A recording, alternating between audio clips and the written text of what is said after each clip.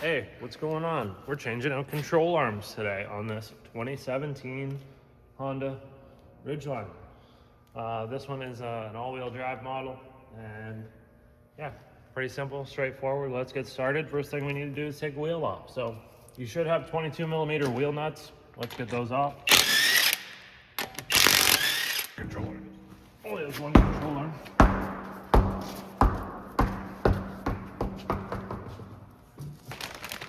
All right, here's the control arms that we got. They come with a little cotter pin for the lower ball joint there.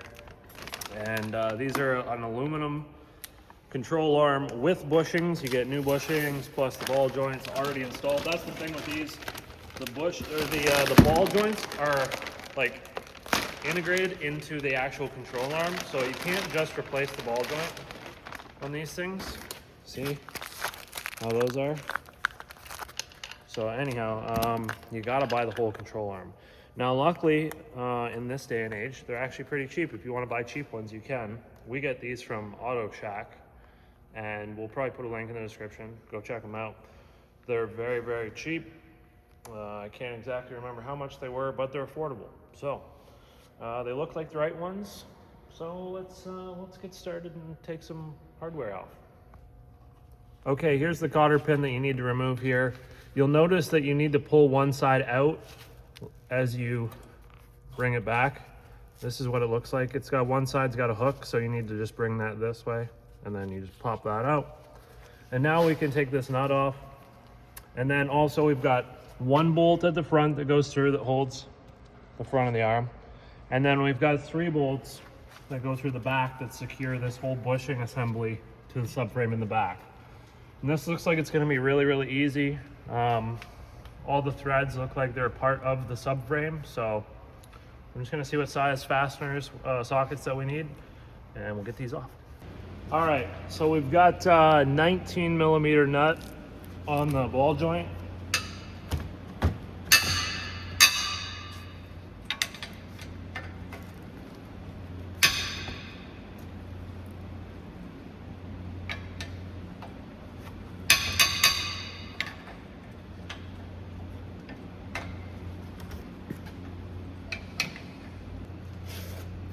Okay, now we're gonna remove this frontal bolt, which is a 22 millimeter.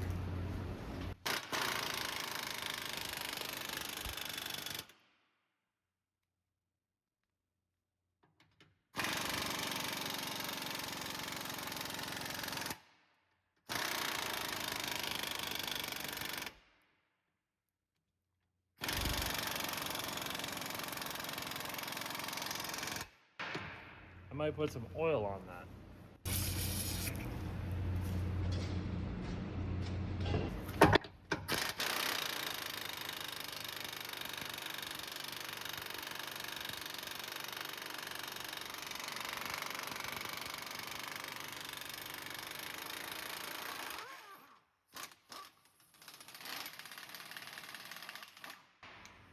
Ta-da. Okay, now we do the 3 back bolts to hold the rear bushing of the control arm. They're all going to be 19 millimeter bolts.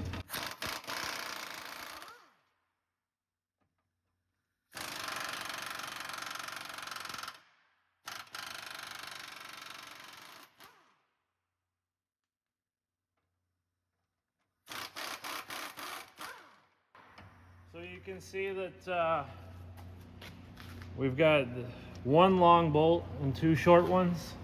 So the long one goes in here, and the 2 short ones are more for forwards and more out towards the wheel. Okay, now we're gonna just hammer on this knuckle here. I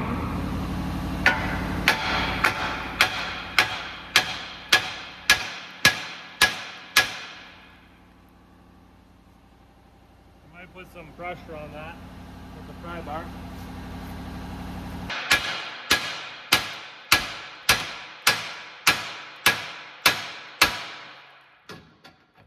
There we go, I just had to hit it more.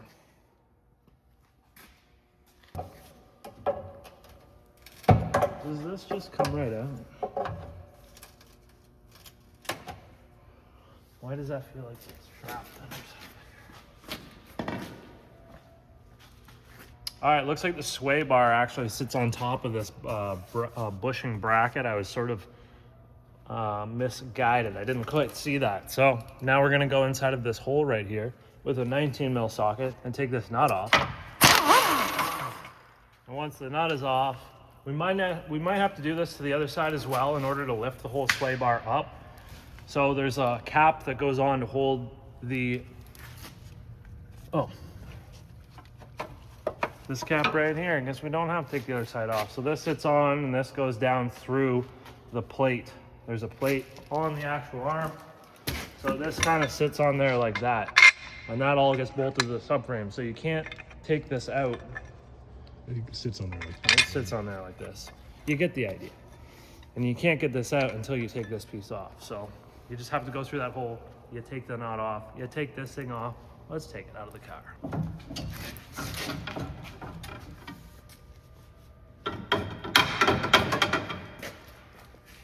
Okay, now we just gotta pry this thing out of here.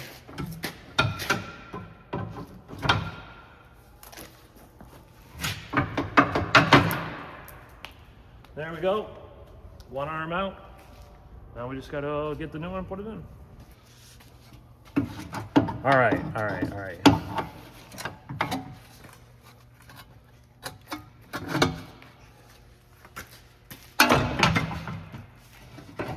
Let me get this nut off of here. This is gonna be a bit of a struggle. These control arms are always a bit of a struggle. So this thing's got to slide in the frame like that. It's got to come more forwards. And then this bar gets in the way.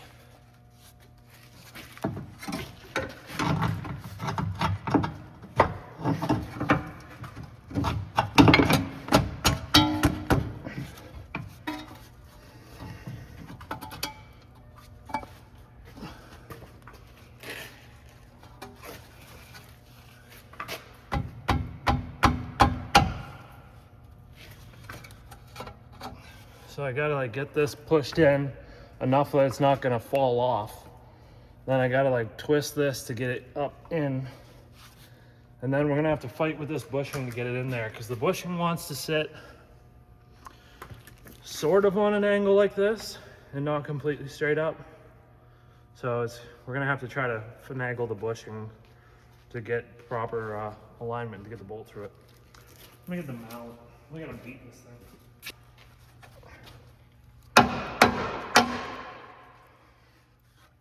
This bushing's just getting pushed.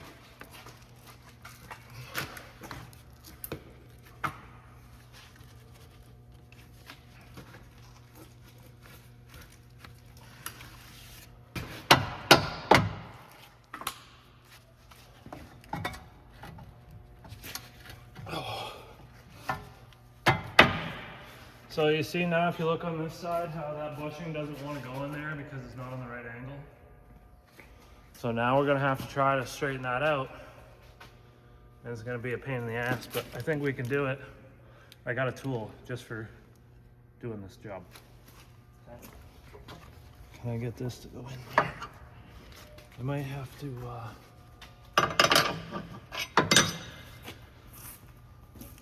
oh, I got no room whatsoever. That sucks.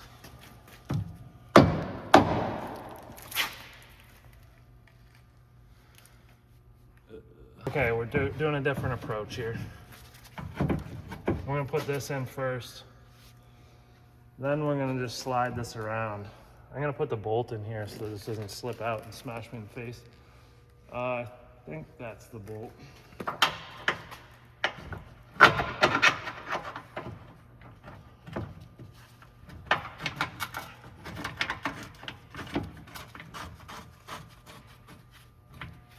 Okay, couple threads, good enough. Swing this around.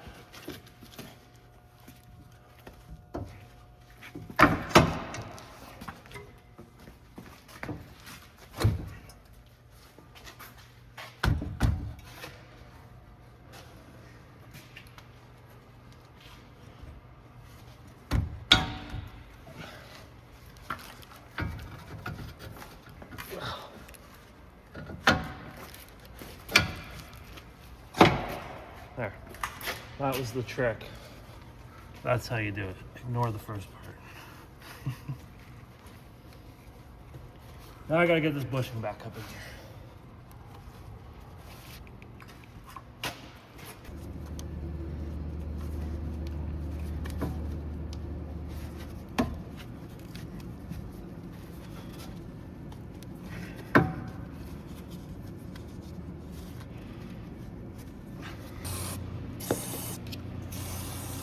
All right, we'll try to spray it with some silicone spray. Just makes the rubber all slippery.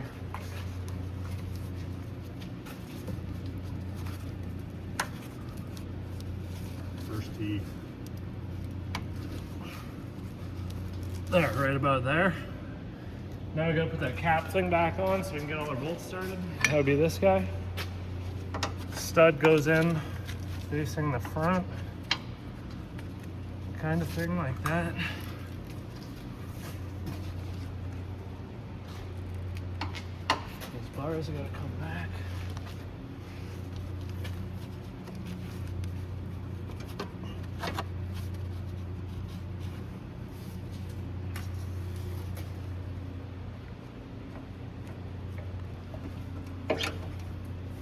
Like that.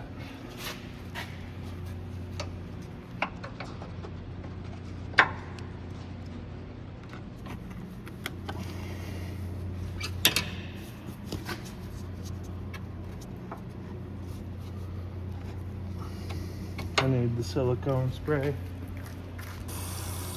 Gotta make that bushing real slippery.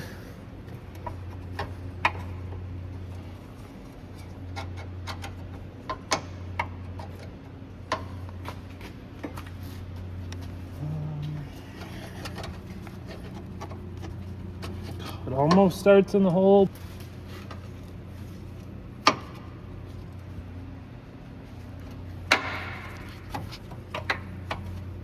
I'm sorry, I gotta stick my head in the way.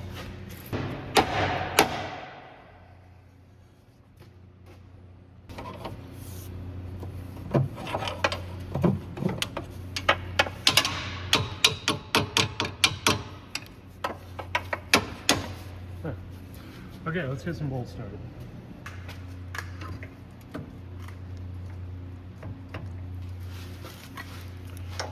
Okay, so we're just gonna get these bolts started. Having a tool such as this big long punch that I have, or a spud wrench, come in absolutely clutch when aligning these bushings and stuff like that, because without it, you're just trying to like twist and move the bushings, and they just fight against you the whole time. So having something like this is very, very necessary.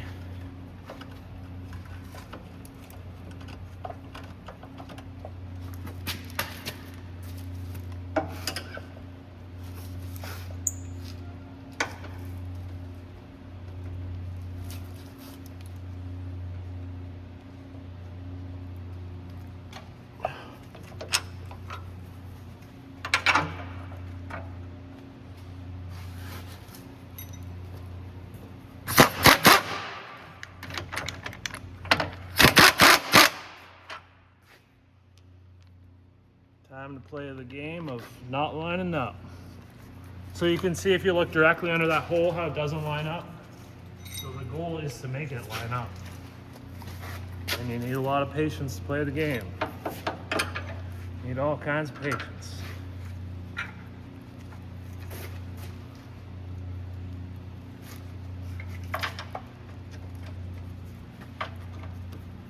This one's so close, but I just need to go more. I need a jack or something. All right, let's see if we can use this to our advantage.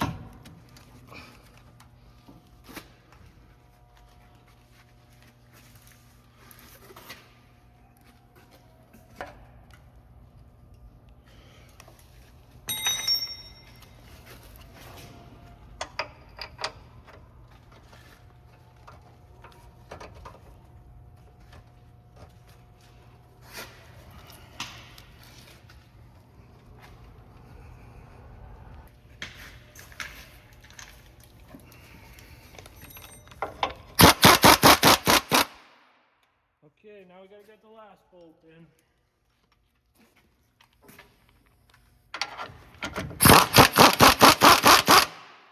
You can see how that last one went in real easy once we got those two in there.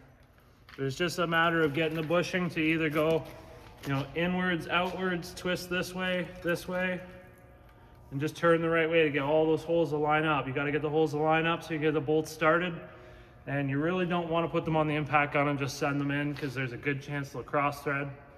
And it turns into a real bad day when you do that. So now we got just that other nut we got to put in there for the sway bar bushing mount, which is this guy here. So let's get him in there. We're just gonna hand start him.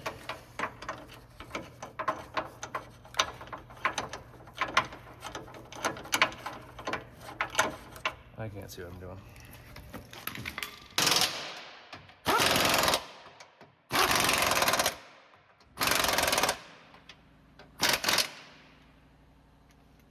Now we do this one.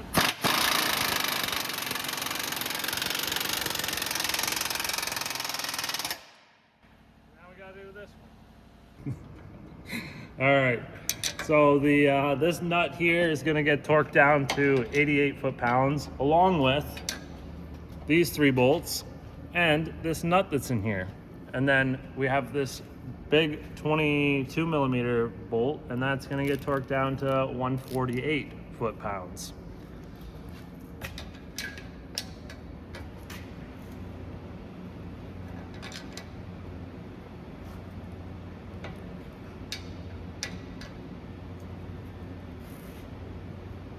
Click.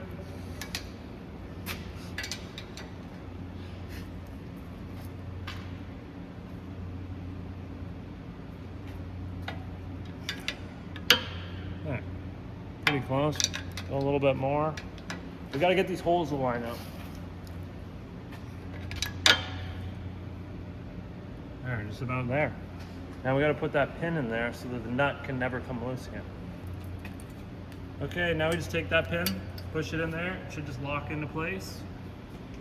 And I think that pretty much covers it for the video. So yeah, that's pretty much how you do the lower control arms on your 2017 Honda Ridgeline.